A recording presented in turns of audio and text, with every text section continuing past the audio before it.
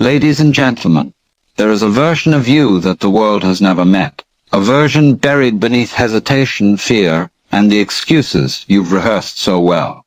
The weak version of you wants comfort, safety, and permission. But the stronger self, the true self, does not wait. It demands that you rise. Ask yourself, how many dreams have you buried because that weak voice told you, not yet, maybe tomorrow? How many times have you watched opportunities pass while convincing yourself you weren't ready? This speech is not about inspiration, it is about confrontation.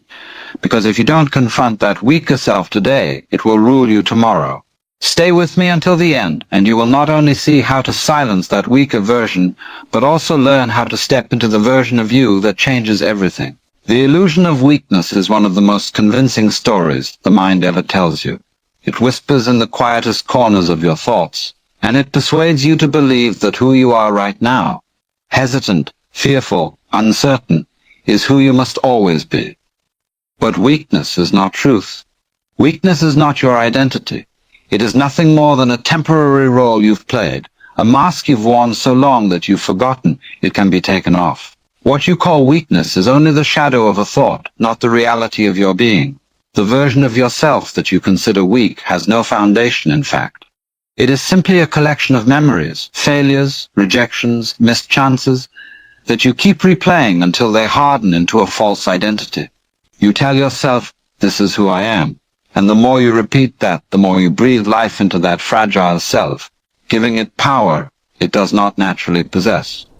Weakness thrives only when you believe in it. It survives because you feed it with attention, nurture it with excuses, and protect it with fears. You were not born weak. No child comes into the world doubting their worth, afraid to cry, afraid to move, afraid to reach out for what they desire. Weakness is something learned. It is something absorbed through experience, through criticism, through moments when others tried to make you smaller than you are. And once learned, it becomes a habit of thought. But like any habit, it can be unlearned. The illusion of weakness can be shattered the moment you decide to stop identifying with it. The danger, however, lies in how convincing this illusion can be. Because it doesn't always show itself as obvious weakness. It disguises itself as caution, as logic, as being realistic. It tells you not to take the risk because you might fail. It tells you not to step forward because you might embarrass yourself. It tells you to wait until you feel ready, as if readiness will one day arrive like a gift, and you follow it, not realizing that each time you obey, you reinforce the cage around your own potential. Understand this. The weak version of yourself is not the real you. It is a mental construction. It is the ghost of your past, dictating your present. The real you, the one that exists beneath all the self-doubt, has always been strong, resilient, capable, and infinitely creative. The reason you don't see it clearly is because you've been staring at the illusion for too long. You've mistaken the mask for your face, the cage for your home. The illusion of weakness wants you to forget that you are not defined by your past, your mistakes, or the opinions of others. It wants you to overlook the fact that you've already survived storms that should have broken you, endured pain that should have destroyed you, and risen again after falls that should have kept you down. Does that sound like weakness, or does it sound like strength hiding in plain sight?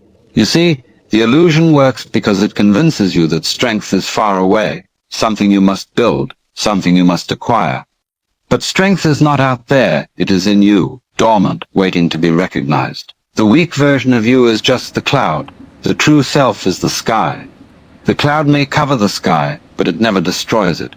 And when the cloud passes, the sky remains vast, untouched, eternal.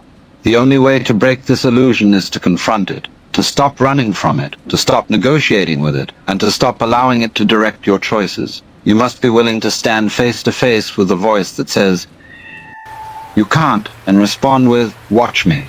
Every time you act in defiance of the weak version of yourself, the illusion weakens. Every time you move forward, despite fear, you pull yourself closer to the truth of your potential.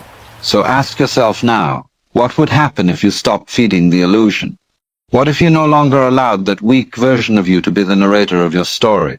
What if you lived as if the strong version of yourself was already here? Because the truth is, it is. The strong self doesn't need to be created, only uncovered.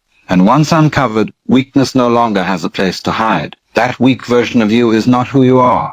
It never was. It is only the ghost of a story you outgrew long ago.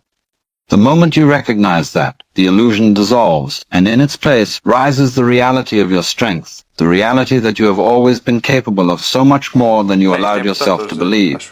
Breaking the inner chains begins with the recognition that most of the limitations you experience are not physical, but mental. They are not walls built from stone, but patterns built from thought. And yet, these patterns can feel even stronger than iron bars because they trap you from the inside. The weak version of you thrives in this prison. But here's the secret. It is a prison you constructed yourself. You forged its locks through fear, its doors through excuses, and its bars through hesitation. The chains that hold you are not placed by others, but by your own willingness to believe the voice of doubt. That voice does not scream, it whispers. It whispers, stay here where it's safe. Don't stretch yourself too far. Don't risk failure. Don't risk rejection. At first, these whispers sound protective, as if they care for your well-being. But what they are really doing is keeping you small, contained, predictable. And as long as you listen, those chains grow heavier. Every time you give in to fear, another link is added. Every time you delay your dreams, another shackle is secured. Without noticing, you begin to live in a cage that looks like comfort, but feels like stagnation. The cruelest trick is that these chains are invisible. You move through your days unaware that you are carrying them, unaware that they weigh you down. You tell yourself you're free because you make choices. But how free are those choices when they are always guided by fear and avoidance? How free is a person who chooses comfort over growth, silence over expression, and retreat over courage? True freedom is not the ability to stay safe. True freedom is the ability to move beyond safety, to step into the unknown with the certainty that even if you stumble, you will rise again stronger. But here is the truth. The chains are not as strong as they appear. In fact, they are fragile illusions that crumble the moment you stop feeding them with obedience. Imagine the difference between a bird that never leaves its cage because it believes the bars are unbreakable, and the bird that realizes the cage door was never locked at all. The second bird takes flight, not because it suddenly became stronger, but because it recognized the chains were never real. Breaking the inner chains, therefore, is less about force and more about awareness. It is the awareness that your weaker self is fed by every excuse you make, every fear you avoid, every opportunity you dismiss. The moment you choose differently, you begin to break link after link. When you face a fear and act despite it, you snap one chain. When you silence an excuse with action, you snap another. And when you dare to believe in yourself even when no one else does, you shatter the locks that once seemed permanent. This process does not require perfection, it requires persistence. Each small act of courage is like striking a hammer against the chains. One strike may not shatter them, but strike after strike, the metal weakens. One day, with a final blow, the chains fall apart, and you realize they were never as strong as you believed. The weak version of yourself wants you to forget this. It wants you to believe the chains are too heavy to ever break. But the strong self knows otherwise.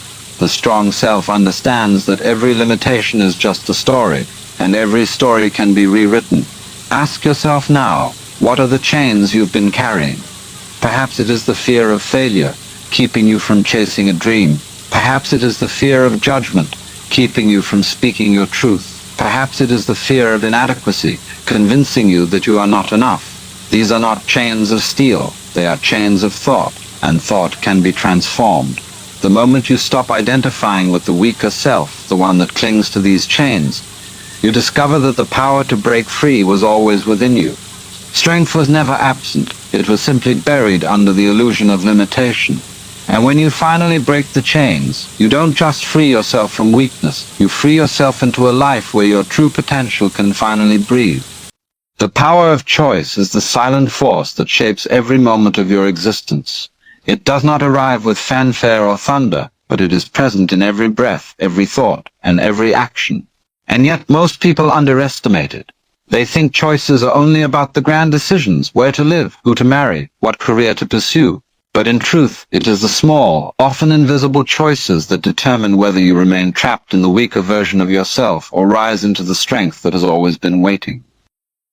Every day you face this truth. You are either reinforcing weakness or strengthening potential. When you choose to sleep a little longer instead of rising to work on your dream, you strengthen weakness.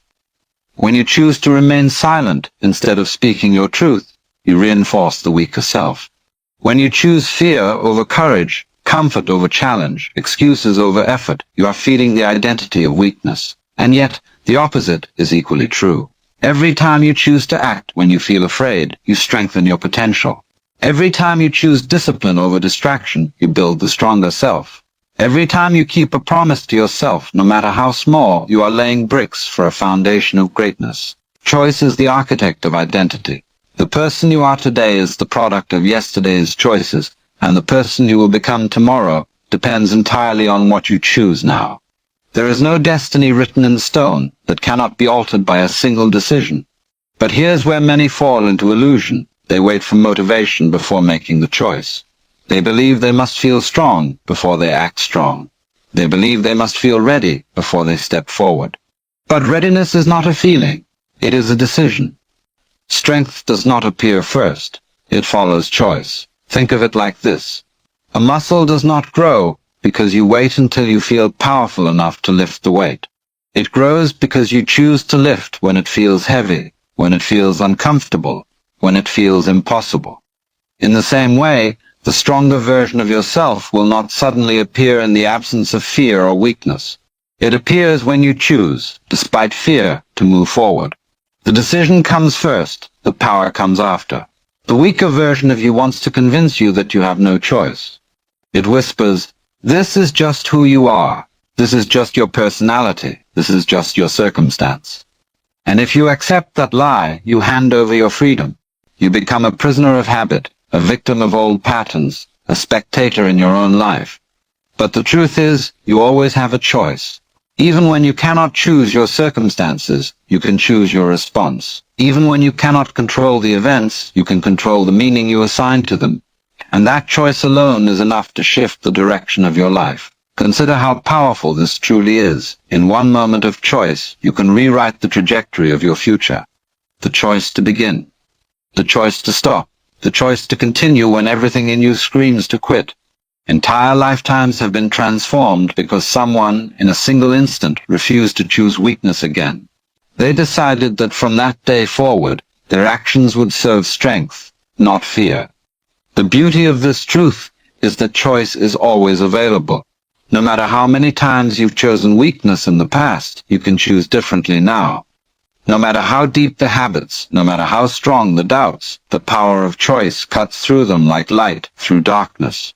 Because the weaker self has no real power, it only has the power you give it through your choices. So ask yourself, who do you want to strengthen today? With every action, with every word, with every thought, you are casting a vote. You are either voting for the weak version or for the true self. Over time, those votes accumulate, and the identity you feed becomes the identity you live. This is why your future is not built in years, it is built in moments. Every choice is a step, and every step leads you either closer to weakness or closer to potential. The power of choice is the doorway. Weakness wants you to believe the door is locked, but the handle is in your hands. The question is not whether you can open it, it is whether you will. The hidden strength within you has never left, though there are days when it feels as if it has vanished. It hides not because it is weak, but because you've layered it under doubts, excuses, fears, and the stories you've repeated to yourself about what you can and cannot do. Imagine a bright flame covered with ash. The fire never dies, it only waits to be uncovered. That is your strength. It is not something you need to acquire from the outside. It has been with you since the moment you first entered this world. What prevents you from feeling it is not its absence, but your blindness to it. Many people look outward for strength. They believe it will come from others validating them, from achieving a certain status, or from collecting experiences that will finally make them ready. But strength is not gifted to you by life. It is revealed when you peel back what has been hiding it. Every fear, every insecurity, every limiting belief is a layer of dust obscuring the power that already exists within you. The work is not to create strength, but to recognize it, to clear the surface so that what has always been yours can shine through. Think of the times you faced situations you thought would break you. The heartbreaks, the failures, the losses, the moments you felt crushed. And yet you are still here. You endured what you believed was unbearable, and you continued. That is strength. Did you create it in that moment? No, it was already within you, waiting to reveal itself when life demanded it.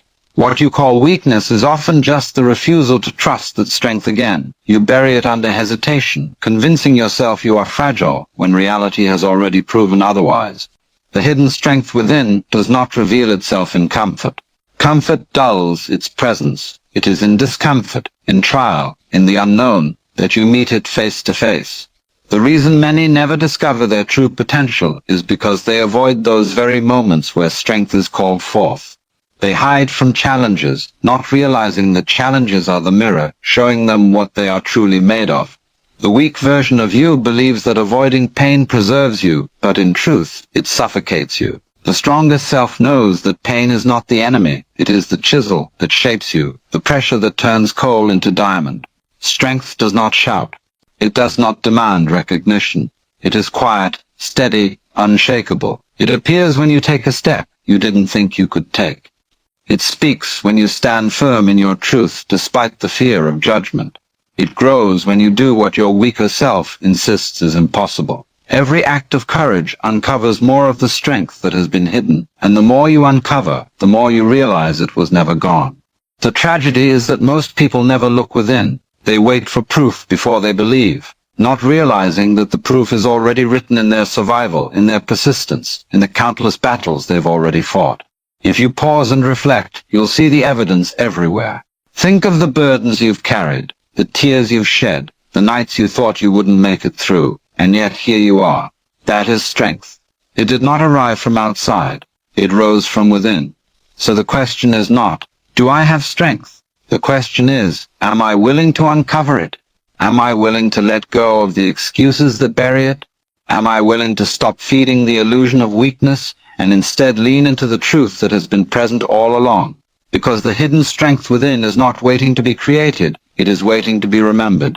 The weak version of you will resist this truth. It will insist that you are not strong enough, not capable enough, not ready. But you must ask yourself, who is speaking? Is it your true self, or is it the echo of your fears? If strength has carried you this far, why would you doubt it now? The very fact that you are here, listening, seeking, proves that strength is alive within you.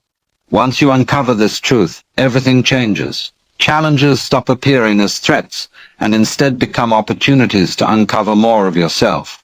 Fear stops paralyzing you, because you know that beneath it, strength will rise. Life stops controlling you, because you realize